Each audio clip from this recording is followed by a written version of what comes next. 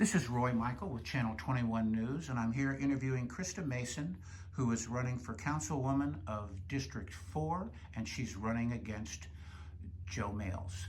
Good morning, Krista. How are you? Good morning, Roy. Thank you for having me today. Oh, absolutely my pleasure. It's my job to get all the information out to people who are going to be voting so that they know who to vote for. I'm going to go ahead and start with the first question. Why are you running for City Council? What experience do you have that works for this role? So I'm running for City Council, and the experience that I have is it's a twofold question, but let me start with the second part first. So I am currently a planner for Riverside County. I've been in that role for about 20 years now. In that role, I spent about 15 years walking neighborhoods and talking with neighbors and residents, helping to uplift historically disadvantaged communities. I feel running for City Council is the next step as far as putting my experience and skills to good use.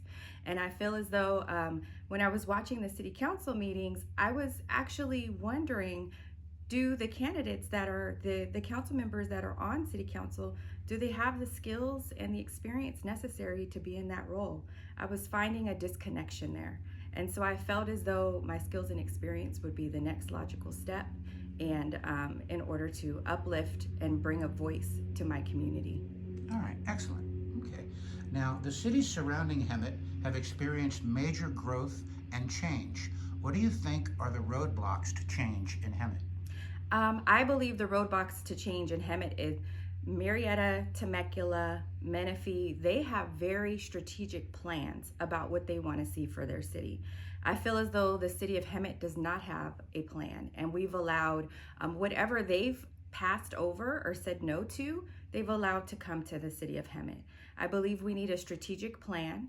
I believe we need to go through with three major issues, which is public safety, beautification of our city, an end to homelessness, and strategic and economic development. And so we need to really evaluate what we're allowing to come here in this day, and we need to work on that. Okay, excellent. Now, the top three agenda items you just mentioned, can you go into each one of those as far as what you would like to look at and see happen? Sure.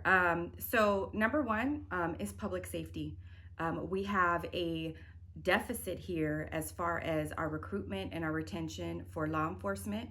We also have we don't have the needed amount of firehouses here and firefighters, so we have a longer response time. So we do have some recruitment programs, but are those recruitment programs right for our city? We need to come up with some creative solutions. That is what I would like to do for one agenda item.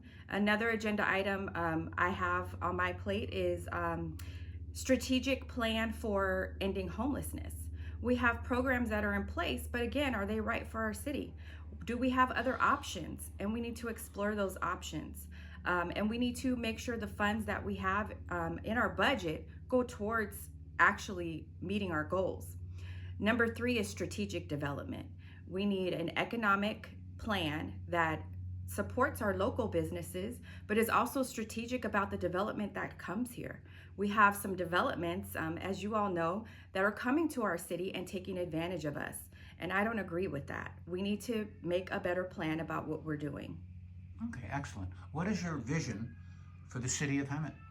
My vision for the city of Hemet is for the city of Hemet to thrive. It is to be a place for us to live, work, and play, for us to have clean air and safe streets, and also to make sure that we're attracting businesses that are right for our city. I'd like us to change our reputation.